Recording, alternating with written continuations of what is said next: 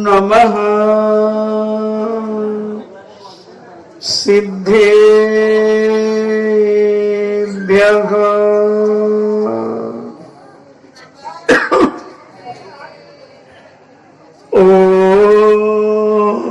नमः सिद्धेभ्यः।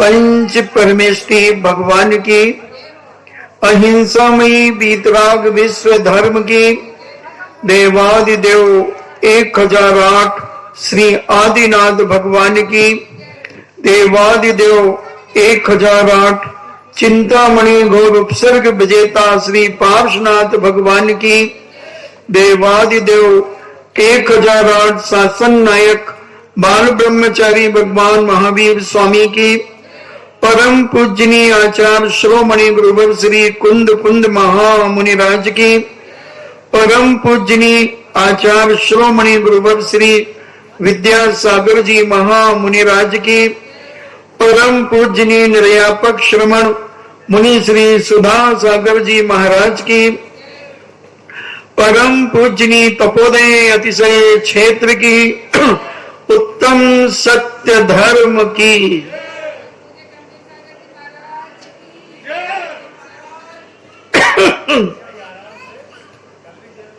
चर्चा चल रही है 10 लाक्षण महापर्व की और 10 लाक्षण महापर्व का 5वां दिवस जिसे हम उत्तम सत्य के नाम से जानते हैं। जैनाचार्यों ने कहा कि जब तक व्यक्ति के अंदर से ये 4 कसाएं नहीं निकलेंगी तब तक उसके अंदर सत्य नहीं आ सकता। क्रोधी व्यक्ति कभी सत्य नहीं बोलता, अहंकारी व्यक्ति कभी सत्य नहीं बोलता, कभी सत्य बोलता है तो कभी असत्य बोलता है। मायावी व्यक्ति कभी सत्य नहीं बोल सकता क्योंकि उसके दिल और दिमाग में कुटिलता और छल कपट भरा हुआ है। और लोभी व्यक्ति भी कभी सत्य नहीं बोलता क्योंकि लोभी को तो तृष्णा लगी रहती है हर चीज की, कहीं से भी कुछ मिले वो लेने की कोशिश करता है। मैंने देखा कहीं खाने पीने की व्यवस्था हो तो वो खा तो लेगा भरपेट, परिवार भी पूरा खा लेगा, पता नहीं थैली में भर के और घर भी ले जाएगा, डिब्बे में ले जाएगा। अब पूरे परिवार ने खा लिया, पी लिया, सब कुछ कर लिया, अब उसके बाद वो क्यों ले जा रहा है? नियम से उसे तृष्णा है, लोभ है। और कोई पूछेगा कि क्यों परिवार का कोई रह गया था क्या खाना खाने के लिए? बोले नहीं, सभी आ गए थे मगर वो मैंने सोचा कोई रह गया हो, जैसे गंधारी जैसे बेटे होंगे शायद उसके, या गंधारी जैसा बड़ा परिवार होगा तो भूल गया हो कि भाई कोई रह गया कि नहीं रह गया, इसलिए वो ले जा रहा। ये नहीं कह रहा है, सत्य ये नहीं कह रहा है कि मैं सुबह नाश्ता के लिए ले जा रहा हूं। अभी तो सबने खा लिया, पी लिया, सब कुछ कर लिया, मगर सुबह ये नाश्ता के काम आ जाएगा इसलिए मैं ले जा रहा हूं। ये नहीं कहेगा बेईमान, ये नहीं कहेगा लोभी व्यक्ति, झूठा व्यक्ति ये नहीं कहेगा। एक सत्य को छुपाने के लिए 101 झूठ अपनी मुट्ठी में बांध करके रखेगा। ये नहीं चलेगा तो ये बोलूंगा, ये नहीं चलेगा तो ये बोलूंगा, 100 असत्य कह देगा। ऐसा झूठा व्यक्ति होता है। और आज सत्य धर्म की बात है। सत्य कहा नहीं जा सकता, सत्य का अनुभव किया जा सकता है। कोई से अगर मैं पूछूं कि कोई अपनी मोबाइल से देख करके मुझे टाइम बताए कि कितना टाइम हो गया, कोई क्या बता सकता है टाइम? कोई भी बता दे XYZ, मगर तुम नहीं बता सकते टाइम, सत्य टाइम नहीं बता सकते। जिस समय तुमने मोबाइल देखा और मन में लाए कि अब मैं कहता हूं, उतनी देर में कितने सेकंड खिसक गए। और अगर तुमने सोचा कि मैं 5 सेकंड 10 सेकंड पहले इन्हें कम बता दूं, तो वो गलत है, झूठ है। इसलिए सत्य कोई कह नहीं सकता, सत्य का अनुभव किया जाता है। इसलिए जैनाचार्यों ने कहा कि तुम अपने आप को टटोलो, अपने आप का स्वयं परीक्षण करो कि हम अपने जीवन में कितने सत्य खरे उतर रहे हैं। अपने जीवन में, अपनी दैनिक क्रियाओं में, दैनिक चर्याओं में हम सुबह से शाम तक और शाम से सुबह तक कितना हम अपने जीवन में सत्य पवित्र कार्य करते हैं और कितना झूठा कार्य हम करते हैं, कितने बार हम झूठ बोलते हैं। ये तुम स्वयं पकड़ सकते हो, सामने वाला तो नहीं पकड़ सकता, क्योंकि वो कितनी देर तुम्हारे साथ रहता है। तुम कितना झूठा मन में सोच लेते हो, तुम कितना मुख से झूठा कह देते हो, तुम कितनी अपनी काय से झूठे एक्शन कर देते हो, तुम अपने मोबाइल में कितने बार झूठ बोलते हो। सबसे ज्यादा अगर झूठ बोलता है आदमी तो अपने मोबाइल में, कहीं पर है और कहीं बता देगा कि मैं तो वहां पर हूं। भारत में है तो कह देगा विदेश में हूं, राजस्थान में है तो कह देगा मैं यूपी में हूं इस समय। इन्हें पता नहीं उसको झूठ बोलने में क्या अच्छा लगता है, क्यों झूठ बोलता है। उसे लगता है कि मैं झूठ बोल करके अपनी इज्जत कमा लूंगा, मगर मुझे तो नहीं लगता कि किसी झूठ बोलने वाले की इज्जत बन रही हो। हाँ, 2-4-10 दिन तक बना सकता है, साल 2 साल बना सकता है। एक साधु से एक व्यक्ति ने पूछा कि साधु महाराज, मैं अपनी दुकान पर नई दुकान खोलना चाह रहा हूं और मैं सोच रहा हूं कि मैं सत्य व्यवहार करूं मैं अपने कस्टमरों से, ग्राहकों से, मगर हम देख रहे हैं बरसों से हमारी कॉलोनी में जो दुकानें खुली हैं वो झूठ बोल बोल करके लखपति करोड़पति हो गए। तो मुझे लगता है कि अगर मैं सत्य व्यापार करूंगा तो मैं सफल हो पाऊंगा या नहीं हो पाऊंगा, क्योंकि चारों तरफ झूठ का बोलबाला है। जहां देखो वहीं झूठ, ऊपर से नीचे तक झूठ, ऊपर से नीचे तक घूस, सब तरफ एक ही बोलबाला हो रहा है। तो मैं अपना व्यापार करने के लिए बहुत बाध्य हो रहा हूं। मेरी धर्मपत्नी कह रही है कि देखो, सूखी रोटी खा लेना मगर झूठ का व्यापार मत करना। मुझे नहीं चाहिए घी चुपड़ी रोटियां, मुझे नहीं चाहिए तेल चुपड़ी रोटियां, मैं तो पानी लगा करके चुपड़ लूंगी, वो दिखेगा घी सा, जब तक मैं एक रोटी खा लूंगी। दूसरी में फिर थोड़ा पानी लगा करके उसको मसल लूंगी, घी सा लगेगा, मैं खा लूंगी, मगर मैं झूठ का पैसा अपने घर में मांस के समान समझती हूं। अगर झूठ का पैसा मेरे घर में आएगा तो मैं यही समझूंगी कि मांस मेरे घर में रखा है, और मांस जिसमें घर में रखा हो वो जैन क्षत्रिय ब्राह्मण नहीं हो सकता, वो तो बहुत छोटी जाति का होगा। इसलिए हे प्राणनाथ, मैं तुमसे निवेदन करती हूं कि तुम अपने जीवन में भले कम कमाना। हम किराए के मकान में रह जाएंगे, हम नया मकान नहीं बना पाएंगे, हमें कोई गम नहीं है। हम पेटी नहीं भर पाएंगे, पेट तो भर पाएंगे। इसलिए हमें नहीं चाहिए दंड फंद का पैसा, झूठ का पैसा, बेईमानी का पैसा। उसके पति ने कहा कि देखो, आज जमाना बहुत खराब है और चारों तरफ जितनी भी दुकानें हैं सब बेईमानी कर रहे हैं, सब झूठ बोल रहे हैं, सब झूठ बोल रहे हैं। उसने कहा कुछ भी हो, अगर तुम मुझे अपनी धर्म पत्नी मानते हो तो हमारे घर में एक पैसा भी झूठ का नहीं आना चाहिए। अच्छा, तो साधु से जब उसने निवेदन किया तो साधु ने कहा कि भाई, पानी का धन पानी में और नाक कटे बेईमानी में। अगर बेईमानी का पैसा जहां भी आता है तो 10 या 13 साल से ज्यादा नहीं चलता, उसके बाद तहस नहस हो जाता है। और अगर पूर्व जन्म का पुण्य रहा तो भले इस जन्म में चल जाए, मगर अगला जन्म दुर्गतियों के बिना कुछ होता ही नहीं। उसने एक उदाहरण दिया साधु ने, बोले एक तुम 6 फुट गहरा एक गड्ढा खोदो, और उसे 6 फुट गहरा गड्ढा खुदवाया। आदमी 5 फुट का था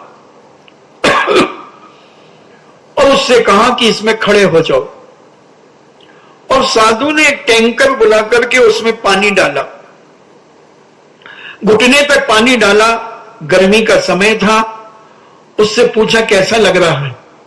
बोले बड़ा आनंद आ रहा है साहब, बहुत अच्छा लग रहा है। नीचे घुटने तक बड़ी ठंडक है और इस ठंडक, पानी की ठंडक भी मेरे ऊपर शरीर पर आ रही है। साधु ने थोड़ी देर के बाद फिर पानी डाला, जंघा तक आ गया। बोले अब कैसा लग रहा है? बोले और अच्छा लग रहा है, ठंडा पानी है, बिल्कुल चिल्ड है। अच्छा, और पानी डाला, कमर तक आ गया। बोले अब कैसा लग रहा है? अब कैसा लग रहा है? बोले अब तो और अच्छा लग रहा है, कमर भी ठंडी हो गई, पीठ भी उसके बाष्पीकरण से, जो ठंडा ठंडा बाष्पीकरण हो रहा है उससे पीठ भी ठंडी हो गई। और पानी डाला, नाभि डूब गई। बोले अब कैसा लग रहा है? बोले बहुत अच्छा लग रहा है। फिर उन्होंने पानी डाला, छाती तक पानी आ गया। बोले अब कैसा लग रहा है? बोले मजा आ रहा है। और पानी डाला, गर्दन डूब गई। बोले अब कैसा लग रहा है? बोले अब तो और अच्छा लग रहा है, पूरा शरीर ठंडक है और ये पानी मेरी गर्दन तक है, चेहरे में, बालों में, कंधे पे, सब गर्दन में, सब तरफ ठंडक है। उसने और पानी डाला, साधु ने, दाढ़ी डूब गई। बोले अब कैसा लग रहा है? बोले अभी भी अच्छा लग रहा है। फिर उसने और डाला, नाक डूब गई। बोले कैसा लग रहा है? बोले थोड़ा नाक में पानी जा रहा, थोड़ा नाक में पानी जा रहा। फिर उन्होंने और डाला, सिर डूब गया। बोले अब कैसा लग रहा है? बोले मैं डूब गया। आदमी कहता ना, सिर के ऊपर जब पानी आ जाएगा तो अपने आप उसे ठिकाने पता लग जाए। तो इस उदाहरण से यह कहना चाहता हूं मैं कि पापी, बेईमानी, दुराचारी, झूठे, छली कपटी, क्रोधी मानी अभी तो पुण्य के उदय में खूब इतराते हैं, जैसे उसके जीवन में पानी को बढ़ाते गए उसे आनंद आता गया। और जैसे ही सिर के ऊपर पानी हुआ वह डूब गया। साधु ने उसे पकड़ लिया, खींच लिया ऊपर, उसे शिक्षा देना थी। बोले बेटा, जितने ये आज बेईमानी और झूठ साँच का व्यापार कर रहे हैं, दूसरों की आंखें में मिर्ची झोंक रहे हैं, बेईमानी और छल कपट से धन कमा रहे हैं, ये एक दिन जब इनके सिर के ऊपर पानी हो जाएगा, ये त्राही मात्राही में कर लेंगे और अपनी जिंदगी का विनाश कर लेंगे। जब तक तेरे पुण्य का बीता नहीं करार, तब तक तुझको माफ है अवगुण करो हर जार। जब तक तुम्हारे पल्ले में पुण्य है, तुम बेईमानी करो तो सफल होगे, ये नियम है। पुण्य के उदय में जितने भी आदमी, झूठे आदमी सफल होते हैं, मायाचारी करने वाले सफल होते हैं, अहंकारी सफल होते हैं, क्रोधी सफल होते हैं, झूठे सफल होते हैं, बेईमान सफल होते हैं, ये सब पुण्य का उदय चल रहा है। और जिस दिन पुण्य का उदय खत्म हुआ, इनके सगे संबंधी भी इन्हें धक्का मार के बाहर निकाल देंगे, कोई साथ नहीं देगा बंधुओं। इसलिए सूखी रोटी खा लेना, घी चुपड़ने की कोई जरूरत नहीं, खा लेना, बहुत अच्छी लगती है सूखी रोटी। बस बढ़िया दाल सब्जी पर हो, बढ़िया हो मगर दाल सब्जी, घटिया नहीं। घटिया हो तो अंदर नहीं गुटकी जाएगी, और बढ़िया जो देखने में भी सुंदर लगे, और फिर आप उस दाल रोटी सब्जी के साथ रोटी खाओ, बड़ा आनंद आएगा, बड़ा आनंद आएगा। और दिन भर तुम आनंदित रहोगे, जीवन भर तुम आनंदित रहोगे, और साधना भी बहुत अच्छी होगी, ज्ञान की वृद्धि होगी, चारित्र्य की वृद्धि होगी, सब कुछ पवित्र होता चला जाएगा, और संतोषी रहोगे। संतोषी सदा सुखी, संतोषी सदा सुखी। तो ऐसा ये सत्य धर्म हमें संतोष सिखाता है कि किसी भी चीज में तुम झूठ बोल करके जीवन जीने की कला मत सीखो। तुम हमेशा सत्य बोलो, हमेशा सत्य बोलो, और जितना तुम सत्य अपने जीवन में बोलोगे उतना तुम्हारा जीवन महान और पवित्र होता चला जाएगा। एक पिता की 4 संतानें थी, और पिता चाहता था कि मेरे चारों बेटे भले कितने भी गरीब रहे मगर वो सत्य को समझ ले, सत्य को जान ले। मुझे नहीं चाहिए बेईमानी का पैसा, मुझे नहीं चाहिए झूठ चोरी का पैसा, मुझे तो मात्र दाल रोटी खाओ, प्रभु के गुण गाओ। ऐसा उन पिता का सिद्धांत था।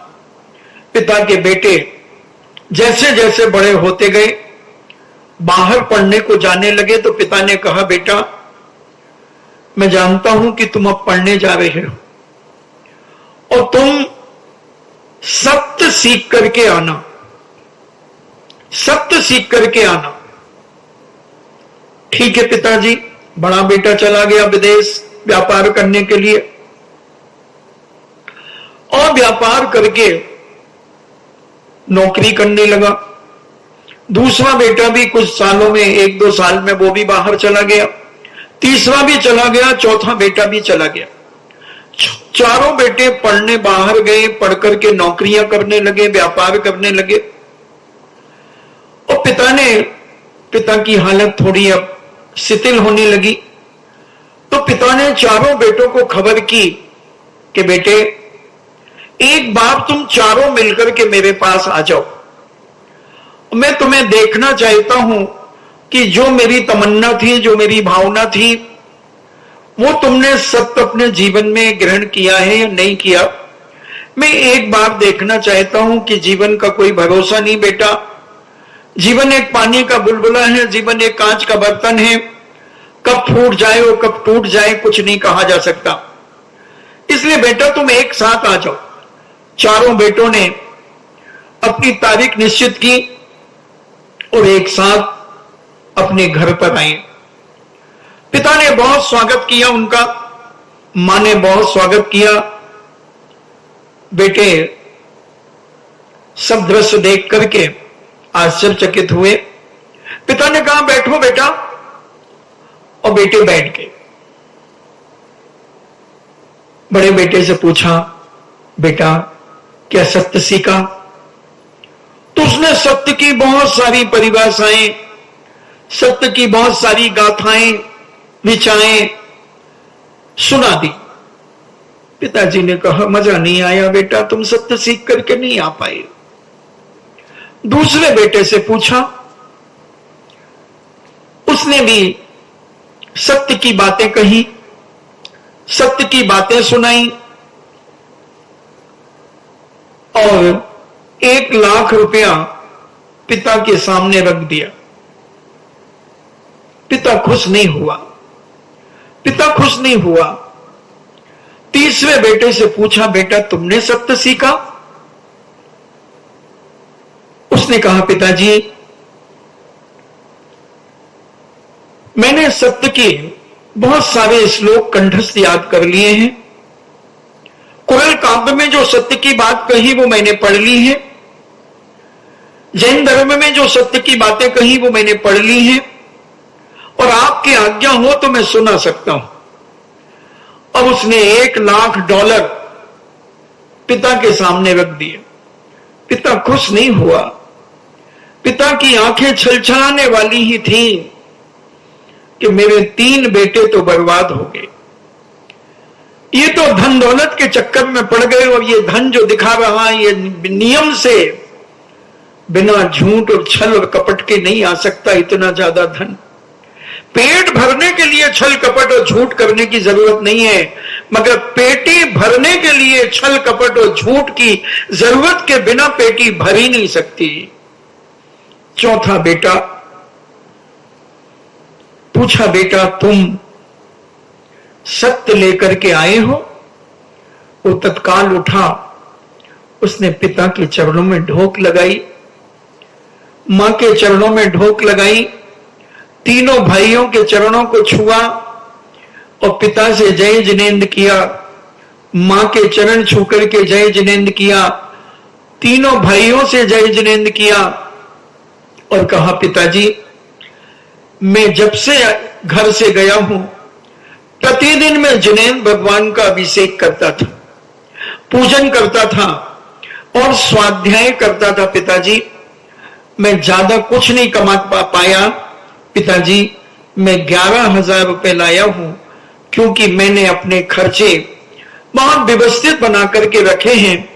पिता ने बेटे को गले से लगा लिया और कहा, बेटा तुम ही सत्य लेकर के आए हो, बाकी तो ये सब झूठ लेकर के आए, ये छल कपट लेकर के आए हैं, ये मायाचार लेकर के आए हैं, ये स्वयं डूबेंगे और मुझे भी डुबाने का प्रयास करेंगे। पिता की आंखें छलछला गई, खुशी से आनंद से भर गई और गला रुंध गया, जैसे वाणी गदगद पुलकयन नेतद्वयम सावयन। जैसे मुनि श्री सुधा सागर जी महाराज जब रामटेक गए तो रास्ते में इतने बिल्कुल बुलंद होकर चल रहे थे, हम लोग तीनों चल रहे थे और हमें पता नहीं चला कि मातों की भीड़ इतनी थी। महाराज पहले चढ़ गए मंच पर, पीछे से हम लोग आए, इतने में तो महाराज रोते हुए दिखे मुझे। अरे मैंने कहा, अभी इतना अच्छी बातें करके आ रहे थे, रास्ते में सब कुछ, सब मुनि महाराज जो लेने आए थे, सारा संग लेने आया था, सबको नमोस्तु करी, सब कुछ किया, और ये क्या हो गया, ये क्या हो गया? मैं आश्चर्यचकित हो गया। मैं देखता रहा, मैं देखता रहा, मैं देखता रहा, और महाराज की आंखों से आंसू गिरते रहे, गिरते रहे, गिरते रहे। और उसी समय मुझे इलियापत भक्ति की वो लाइनें याद आ गईं, वाणी गदगद पुलकयन बपू नेतद्वयम स्वावयन। यानी जब सत्य को देखा उन्होंने, पूज्य आचार्य महाराज को जब देखा, उनके अंदर की वाणी रुध गई, आंखों से आंसू टपकने लगे। ये आंसू कोई दर्द के और वेदना के नहीं थे बंधुओं, ये अंदर की भक्ति के, सत्य के आंसू थे। और हजारों की जनता देखकर और आचार्य श्री मंद मंद मुस्कुराते रहे, कुछ बोलते रहे, मगर महाराज सुनते ही नहीं थे, देख ही नहीं पाए वो। और आचार्य श्री के चरणों को पकड़ करके आचार्य श्री ने भी समझा होगा कि मैंने सुना सागर जी को भेजा था सत्य लाने के लिए, सत्य ले आया, और सत्य ले आए वो, और आचार्य श्री के चरणों में वो सत्य रख दिया, सत्य रख दिया। बंधुओं, सत्य, हम विचार करें अपने अंदर कि हमने कितना सत्य पाया है और कितना सत्य खोया है, कितना सत्य हमने अपनी जिंदगी में बर्बाद किया है, और कितना झूठ हमने पाल करके रखा है अपने अंदर सजोकर, और उसी झूठ को हम अच्छा मान रहे हैं, उसी झूठ को हम महत्व दे रहे हैं।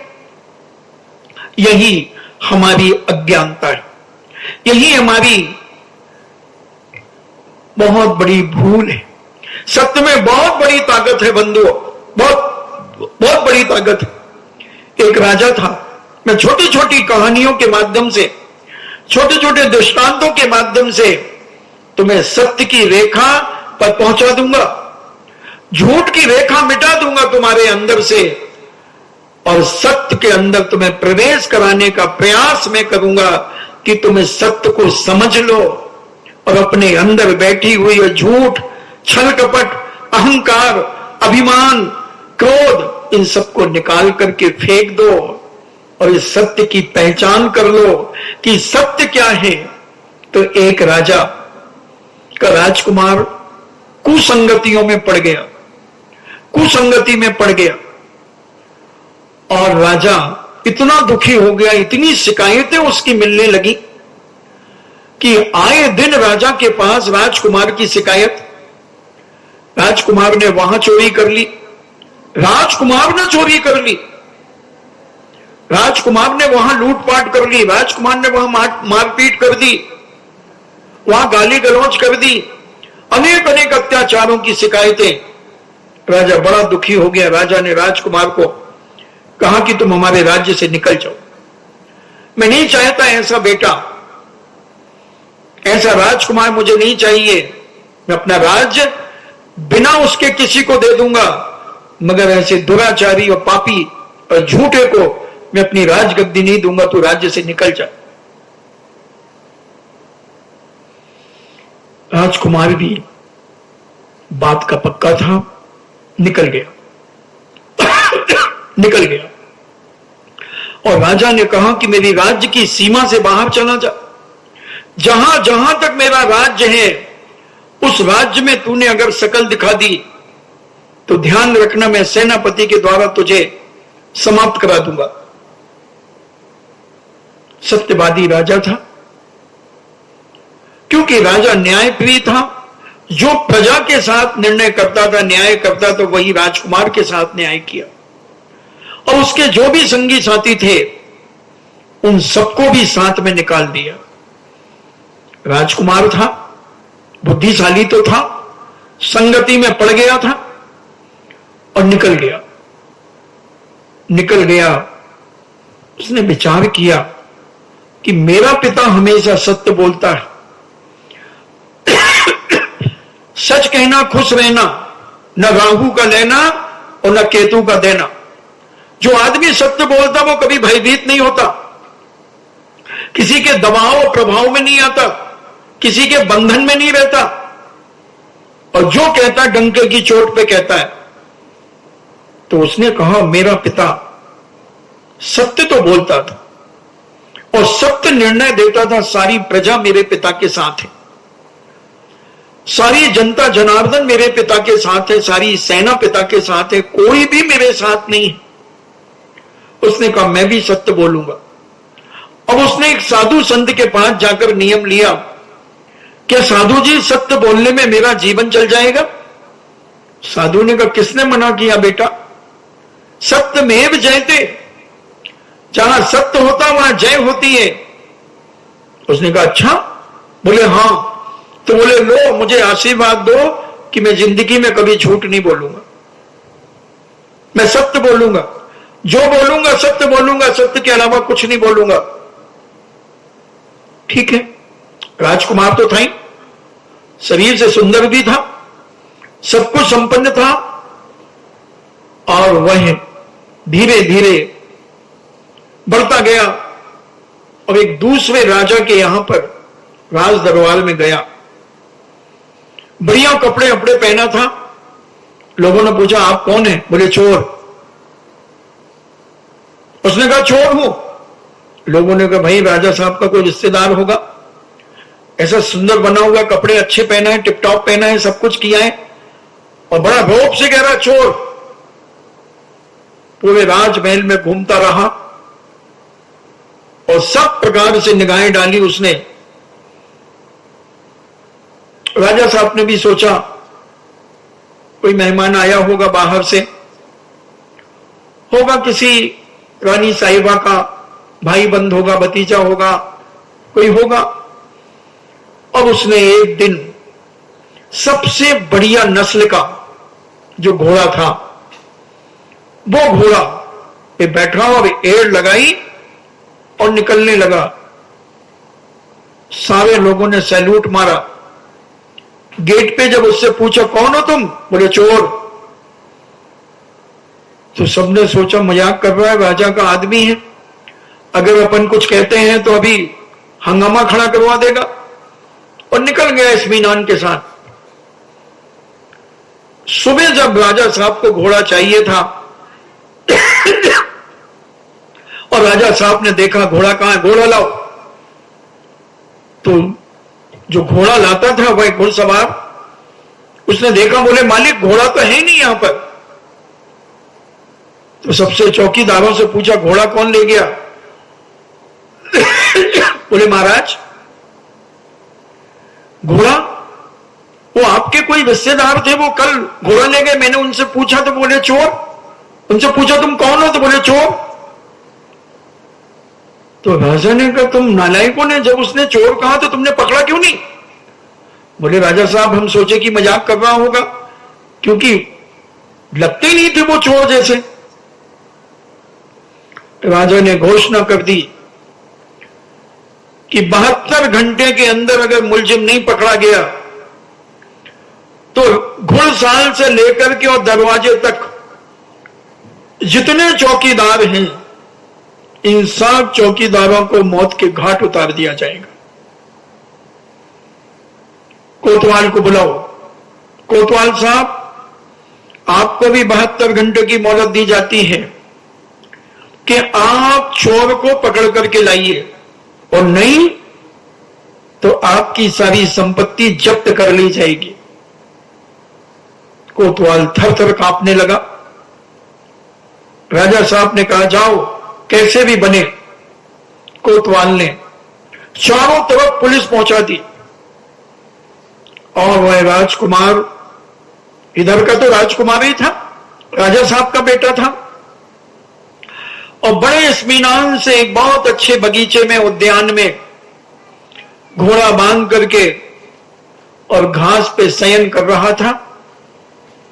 पुलिस पहुंची और कहा ये घोड़ा किसका है? उसने कहा मेरा घोड़ा है। कहां से लाए हो? मैं राज दरबार से चोरी करके लाया हूं।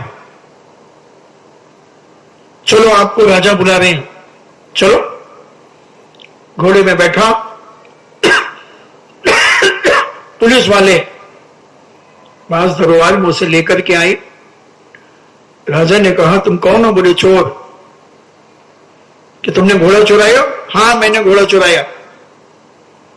क्यों चुराया? मुझे घोड़े की आवश्यकता थी, मैंने चुराया। राजा बहुत प्रभावित हुआ, आनंद से भर गया कि तुम्हें डर नहीं लगा? इतना सत्य बोलने पर तुम निर्भीक रहे? बोले मुझे साधु ने आशीर्वाद दिया था कि बेटा तुम दुनिया के किसी भी कोने में रहना, मगर सत्य बोलना, कभी झूठ अपनी जिंदगी में मत बोलना, तुम नियम से सफल होते चले जाओगे, सफल होते चले जाओगे। और वही राजा इतना प्रभावित हुआ, इतना प्रभावित हुआ कि तुमने चोरी करते समय और कब? बोले जब मैंने प्रवेश किया राज दरबार में, लोगों ने मुझसे पूछा तुम कौन हो? मैंने कहा चोर। जिसने भी पूछा सारे दरबारी कहने लगे हाँ मालिक। इनसे जब भी पूछा जिसने, इन्होंने कहा चोर। तो हम लोग तो यही समझ रहे थे कि रानी साहिबा के कोई परिवार के मायके के होंगे, इनके रिश्तेदार होंगे, तो इसलिए हम लोगों ने कोई ध्यान नहीं दिया। और इन्होंने बोले जब तुम घोड़ा ले गए तुमने उस समय? बोले मैंने एक एक चौकीदारों ने जब पूछा तो मैंने कहा चोर चोर, सबको मैंने कहा, मैंने एक शब्द भी झूठ नहीं बोला। राजा ने कहा तुम इतने सत्यवादी हो? बोले मर जाऊंगा मगर जिंदगी में कभी झूठ नहीं बोलूंगा। राजा ने कहा लो इनको मंत्री बनाया जाए, और उसे राज्य का मंत्री बना दिया। उनके नाम पर 2-4-10 गांव कर दिए गए, और राजकुमारी से उसका पाणी ग्रहण कर दिया गया, दामाद बना लिया गया, मंत्री बना लिया गया। एक सत्य के बल पर, सत्य के बल पर हम बहुत कुछ पा सकते हैं बंधुओं। चाहे व्यापार क्यों ना हो, हम अगर सत्य का व्यापार करना चाहें तो हम सत्य में भी सफल हो सकते हैं। और उसने साधु से पूछा था, साधु ने उदाहरण दिया था पानी का डूबने का, उसने व्यापार किया। 6 महीने तक उसकी दुकान पर ग्राहक तो आते थे मगर सब लौट जाते थे, क्योंकि वो 100 रुपए की चीज 110 रुपए में देता था और अगले दुकानदार 150 रुपए में बताते थे और कम करते करते 120, 115, 125 में बेच देते थे। मगर धीरे धीरे जब लोगों में चर्चा आई कि यार तू ये शर्ट कितने में लाया, बोले मैं 140 में लाया। और वो एक नई दुकान खुली उसके यहां मैं गया था, वो तो 110 रुपए में बता रहा था। क्या बात करते हो? हाँ, मगर मैंने सोचा उससे मांगा, मैंने 80 रुपए में मांगी, उसने नहीं दी। मैंने 90 में मांगी, नहीं दी। उसने 100 रुपए में मांगी, नहीं दी, तो मैं वापस आ गया। तो बोले तूने 140, यही है, चल अच्छा उसकी दुकान चलते हैं। और वो शर्ट ले गए, बोले दिखाना भैया शर्ट, कंपनी का नाम बता दिया, उसने दिखा दी। बोले कितने की? बोले 110 रुपए की। उसने धीरे से अपनी शर्ट थैले में से निकाली और मिलाई। बोले हाँ एक सी शर्ट है, 30 रुपए ज्यादा ले लिए इसने तो बेईमान ने। बोले भैया 2 शर्ट दे दो। उसने बड़े इज्जत के साथ 2 शर्ट एक लिफाफे में रख करके और दी। 220 रुपए का बिल काट दिया और 220 रुपए उसने दे दिए। अब उसने और अपने भाई को वो शर्ट पहन कर एक मेले में गई। बहुत सारे दोस्त मिले और यहां बोले तुम तीनों एक सी शर्ट पहने हो, कहां से खरीदी, कितने की खरीदी? वो कहता है यार 140 की खरीदी। अरे मैंने तो 110 की खरीदी। कहां से? अरे वो अभी एक पारसनाथ सिलेक्शन खुला है ना, कलेक्शन, पारसनाथ कलेक्शन खुला है अभी, उसके यहां से खरीदी मैंने। वो पारसनाथ स्वामी का परम भक्त है। अच्छा, अबे तो मेरे यहां तो शादी है, उसके यहां सब मिलेगा, सब कुछ मिलेगा उसकी दुकान पे, सुई से लेकर के हाथी तक, जो चाहिए तुम ले लो। मगर ध्यान रखना बिल्कुल सख्त रेट लगाता है, कभी 1 रुपया भी ज्यादा नहीं लेता। चाहे बच्चा चला जाए, चाहे बूढ़ा चला जाए, चाहे जवान चला जाए, चाहे बिटिया चली जाए, कोई भी चला जाए। अच्छा हाँ। और वो गया 2-4 दुकानों में रेट पूछते हुए गया और उसने उसकी दुकान पर देखा तो वही सब चीज में 50-100 रुपए, 50 रुपए का फर्क। उसने उसकी दुकान से सारा शादी का सामान ले लिया, बर्तन भी ले लिए, सोना चांदी भी ले लिया, कपड़े भी ले लिए, सब कुछ ले लिया। और जो पुराने जिन दुकानदारों से वो लेता था, उनको जब पता चला कि ये वहां से सामान लाए, बोले कि यार भैया तुम कैसे वहां से ले आए, तुम्हारे बाप दादा हमसे बंधे हुए थे। बोले तुमने हमारे बाप को बहुत बेवकूफ बनाया। 1 मीटर कपड़ा चारों तरफ नाप के दिया है तुम लोगों ने बेईमानों। एक जोड़ी जूता का पैसा तुमने 2 जूतों के पैसे लिए। इसलिए अब एक सत्य व्यापारी आया है जो पारसनाथ भगवान का परम भक्त है, साधु संतों की उपासना करता है, ईमानदारी से व्यापार करता है और उसके यहां चाहे कोई भी चला जाए एक रेट है, उचित व्यवहार है, नया स्टॉक है। सबकी दुकानदारों की आंखों में धीरे धीरे अंधेरा छाने लगा और वो दुकानदार 6-8 महीने के अंदर पूरे बाजार में ख्याति प्राप्त कर गया और इतना व्यापार करने लगा, इतना व्यापार करने लगा कि लोग देख करके दंग रहे। क्योंकि झूठ का फल 10 साल, ज्यादा से ज्यादा 13 साल, इसके बाद तो कहीं ना कहीं से भंडा फूटेगा। शास्त्रों में लिखा हुआ है, अगर बाइदा वे किसी का पूर्व जन्म का कुछ पुण्य हो तो वो इस जन्म में चल जाए तो चल जाए, मगर अगला जन्म तो एल्यूमिनियम का कटोरे के साथ ही जिंदगी बीतना ही है। क्योंकि बेईमानी और छल कपटी और झूठ ज्यादा दिन नहीं चलती, ज्यादा दिन नहीं चलती, कभी ना कभी वो प्रकट हो ही जाती है। क्योंकि झूठ व्यक्ति ऐसा चुपता है, झूठ जब कोई बोलता है बड़ी वेदना होती। एक लकड़हारा जंगल में लकड़ियां काटने जाया करता था और प्रतिदिन लकड़ी काट करके लाता और बेच करके अपनी आजीविका चलाया करता था। एक दिन उसने देखा कि एक गुफा में एक शेर की आवाज सुनी। ये भागा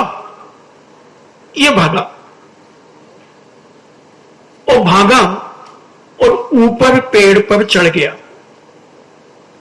पेड़ पर चढ़ा तो ऊपर एक रीछ बैठा था।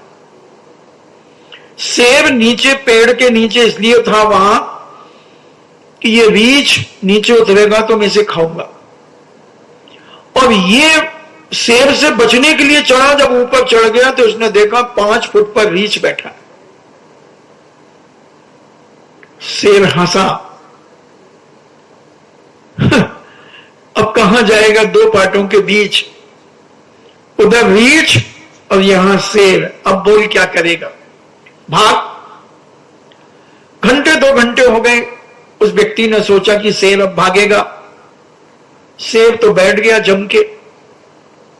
तो रीछ ने कहा, देख भाई अब रात हो गई, मुझे नींद आ रही है, एक काम कर, पहले मैं सो जाता हूं 2-3 घंटे, फिर तू सो जाना। बोले ठीक है। और शेर ने सुन लिया और रीछ सो गया, इत्मीनान से सो गया बिल्कुल। इतनी में शेर ने कहा, देख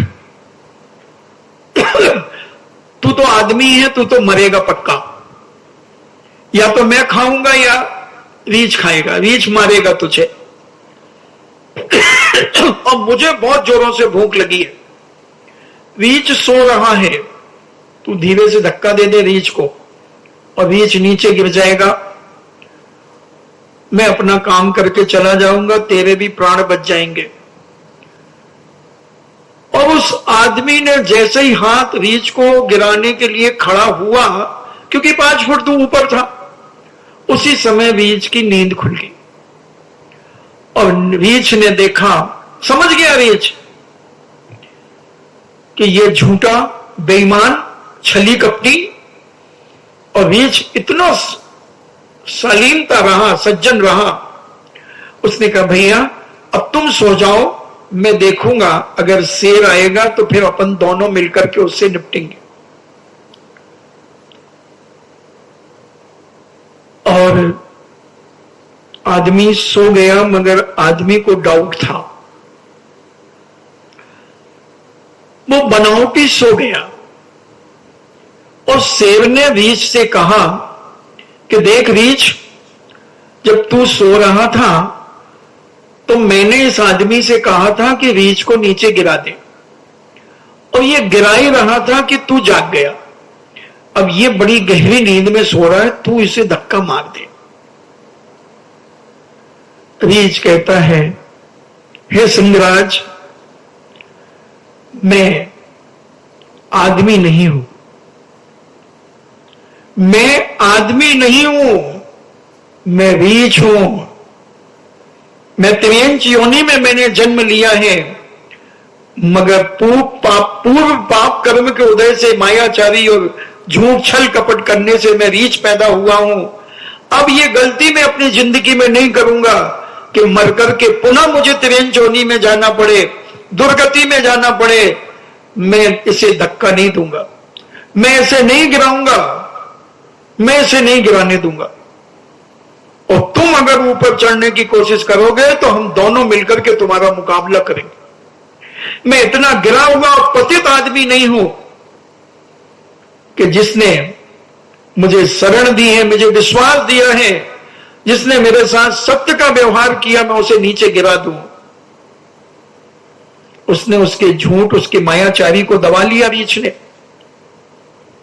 चाहता तो जानवर जानवर थे, गिरा देता, चोर चोर मौसेरे भाई हो जाते, मगर उसने कहा कि मैंने आदमियों से गया बीता नहीं हूं, इतना बेईमान और छली नहीं हूं कि ऐसा गलत काम मैं अपने जीवन में कर जाऊं।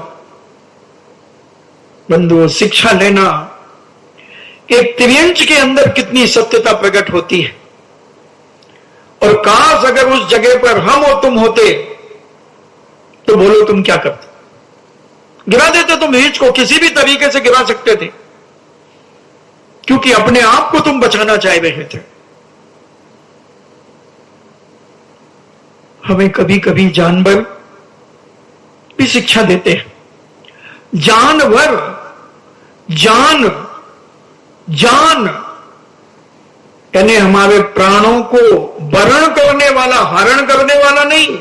जानवर प्राणों का वरण करने वाला, हरण करने, जानवर, वर कितना मार्मिक है बंधु वो जानवर।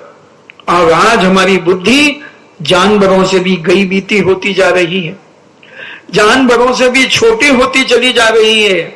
और हम तो जैसे भी चाहे, जैसे मिले, झूठ से मिले, बेईमानी से मिले, छल कपट से मिले, कैसे भी मिले, मायाचारी से मिले, हम तो लेने के लिए लाइन लगा करके बैठे। मारने से मिले, किसी के जीवन की हत्या करने से भी अगर हमें धन दौलत मिले तो हम तो मरवा देंगे। पैसा आना चाहिए, कैसे भी आए हमारे पास तो पैसा आना चाहिए। किसी भी मरे, कोई मरे, 100 बार मरे, हम तो मार देंगे पैसे के लिए, हम तो क्या क्या नहीं कर देंगे बंधुओं। और हमारे संत कहते हैं कि अगर पुण्य होगा तो तू मिट्टी छुएगा तो सोना होगा, और पाप का उदय हुए तो अगर सोना छुएगा तो मिट्टी होगी, सोना छुएगा तो मिट्टी होगी। व्यापार करेगा तो फेल हो जाएगा, व्यापार नहीं चलेगा, व्यापार नहीं चलेगा। वहीं पड़ोसी का व्यापार दिन दूना रात चौगुना चलेगा और तू मक्खियां उड़ाता बैठा रहेगा। वही दुकान तू लगाएगा, वही सब कुछ करेगा। इसलिए अपने जीवन में छल कपट मायाचारी से रहित, लोभ से रहित, झूठ से रहित, और सत्य को धारण करके अपना व्यापार करो, अपना धर्म करो, अपना चारित्र का पालन करो, अपनी जिंदगी का आनंद लो बंधुओं। यही तुम्हारे जीवन में 4 चांद लगाएगा। नहीं तो 4 चांद को भी तोड़ करके 4 भाटे लटका देगा, 4 भाटे लटका देगा। इसलिए जीवन में सत्य को पहचान, सत्य को जानने का प्रयास करो, सत्य को समझने का प्रयास करो। आज हम सत्य को नहीं जान पा रहे, हम दिन रात झूठ बोल करके अपना जीवन जी रहे हैं। हम तृष्णाओं में जीवन जी रहे हैं, हम लालच में जीवन जी रहे हैं, हम स्वार्थ में जीवन जी रहे हैं, हम कुछ पाना नहीं चाह रहे हैं। हम तो सोच रहे हैं कि आज की जिंदगी सुखी जीवन में जी जाए, बस अगला किसने देखा। आज जैसे भी करके, कैसे भी करके धन आ जाए, हमारा परिवार सुखी हो जाए, अगले किसने देखा, अगले में जो होगा तो होगा। नहीं बंधुओं, देखा है, देखा है। हमारे जिनेंद्र भगवान ने सब दिखाया है हमको। अब इसके बाद भी अगर तुम नहीं माने तो फिर कर्म तुम्हें जब घसीटेगा तो तुम जी नहीं पाओगे। तड़प तड़प करके तुम्हारी जिंदगी निकलेगी, दाने दाने को मोहताज हो जाओगे और जीवन समाप्त हो जाएगा, जीवन समाप्त हो जाएगा। इसलिए वक्त रहते हुए अपने जीवन में खा लो कसम, खून पसीने की मिलेगी तो खाएंगे, नहीं तो यारों हम भूखे ही सो जाएंगे। खा लो कसम कि बेईमानी के माल में कभी हाथ नहीं लगाएंगे, न मन से करेंगे बेईमानी, न मन से झूठ बोलेंगे, न वचन से झूठ बोलेंगे, न काय से कोई झूठ के एक्शन करेंगे। कैसा भी होगा, 2 टाइम की 2 जून की रोटी तो मिलेगी, बिना चुपड़ी मिलेगी, कोई बात नहीं, मगर शांति तो रहेगी, संतोष तो रहेगा, कोई डर तो नहीं रहेगा, कोई भय तो नहीं रहेगा, कोई लालच तो नहीं रहेगा, किसी के गुलाम तो नहीं रहेंगे। अपना जो मिलेगा उसको शांति से खाएंगे और जीवन का आनंद और मौज उड़ाएंगे बंधुओं। और अगर बेईमानी के धन से मौज उड़ा ली तो आदमी कब तक तुम्हारे साथ रहेगा बेईमानों के? जब तक उसे तुमसे खाने मिलता रहेगा, जब तक तुमसे उसे कुछ मिलता रहेगा, जब तक वो तुम्हारे साथ आगे पीछे रहेगा। और जिस दिन मिलना बंद हो जाएगा उसी दिन हाथ खींच लेगा और दूर हो जाएगा और तुम अकेले मर जाओगे। तुम अकेले मर जाओ। कितने केस हो रहे हैं, चाहे वो फिल्मी दुनिया में हो, चाहे कहीं भी हो, आदमी बेईमानी का साथ कब तक देता है। कानपुर में देख लो कैसे कैसे केस हो रहे हैं, और पुलिस यही उड़ा देती है, यही उड़ा देती है। टेलर तो यही मिल जाता है, फिर फिल्म तो बाद में दिखाई जाती है कई भावों में। बहुत लंबी फिल्म होती है, 70 mm के पर्दे में दिखाई चलती है। इसलिए जीवन को अगर सुरक्षित और पवित्र बनाना है तो अभी तक जो किया है उसे भूल जाओ, और आज से सत्य धर्म को अपने जीवन में उतारने का प्रयास करो कि मैं जहां तक बनेगा अंतिम क्षण तक सत्य बोलकर के जीवन जीऊंगा, सत्य बोलकर के जीवन जीऊंगा, चाहे मुझे मरना ही क्यों ना पड़े। चिंता मत करना, सत्य बोलने वाले को अगर कोई मार भी देगा तो मैं दावा करता हूं कि तुम्हारी दुर्गति नहीं होगी। नीच योनियों में तुम जन्म नहीं लोगे, तुम उच्च कुलों में जन्म लोगे, उच्च घरानों में जन्म लोगे, सेठ साहूकार राजा महाराजा के यहां जन्म लोगे, क्योंकि तुमने सत्य धर्म को अपने जीवन में पालकर जीवन का अंत किया है। क्योंकि हमारे पूज्य नेमीचंद सिद्धांत चक्रवर्ती महाराज कहते हैं कि अगर जीवन में एक भी नियम तुम्हारा ऐसा है जो जीवन पर्यंत के लिए है, सारी दुनिया एक तरफ हो जाए तो भी तुम्हारा नियम ना टूटे, तो दुनिया की कोई ताकत तुम्हारी दुर्गति नहीं कर सकती। पूज्यवर ने 1000 साल पहले जीव ग्रंथराज के अंदर यह घोषणा कर दी। जिन्होंने बाहुबली भगवान की प्रतिष्ठा की वो नेमीचंद सिद्धांत चक्रवर्ती, द्रव्य संग्रहकार नेमीचंद सिद्धांत चक्रवर्ती। वो डंके की चोट पे कहते हैं एक नियम अपने जीवन में पाल लो बस, जो मरते दम तक कितनी भी लालच देने कोई आ जाए, कितना भी प्रलोभन देने आ जाए, तुम्हें कितना भी फुसलाने आ जाए, कितनी भी धमकियां देने आ जाए, पिस्टल उड़ा दे, चाकू उड़ा दे, गर्दन पे तलवार रख दे, तो भी तुम अपने नियम से डिगना मत। दुनिया की कोई ताकत तुम्हारी दुर्गति नहीं कर सकती। बनाओ कुछ ऐसे सिद्धांत अपने जीवन के कि जो एक नियम तुम्हारे जीवन के अंत तक चले, तुम्हारी अर्थी उठने के पहले पहले तक चले।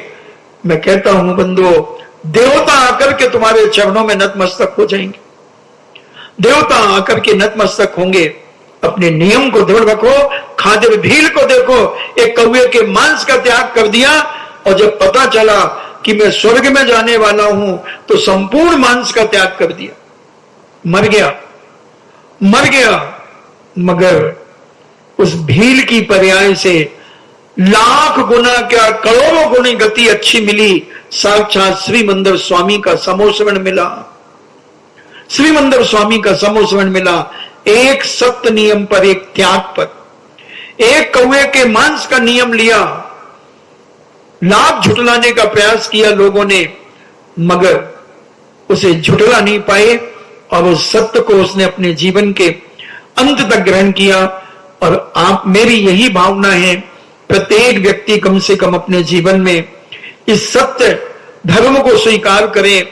बहुत झूठ बोल ली, बहुत लालच छल कपट कर लिए, अब तो कम से कम बहुत गई रही, थोड़ी थोड़ी भी अब जाए। अब मरने के दिन आ गए, कब्र में पैर लटकने लगे, अब तो कम से कम अपने जीवन में इस सत्य से पहचान करो, सत्य को जानने का प्रयास करो। इसी में हमारे जीवन की सफलता है। इन्हीं मंगल भावना के साथ जिनवाणी स्तुति। जिनवाणी के ज्ञान से सूझे लोकालोक, सुवर्णी मस्तके धरो सदा देत हूँ धोख। हे जिनवाणी भारती तो है जपो दिन रैन, जो तेरो सरना गहे सो पावे सुख चैन। देव भजो अरिहंत को गुरु सेवा निर्ग्रंथ, दया धर्म पालो सदा यही मोक्ष का पंथ।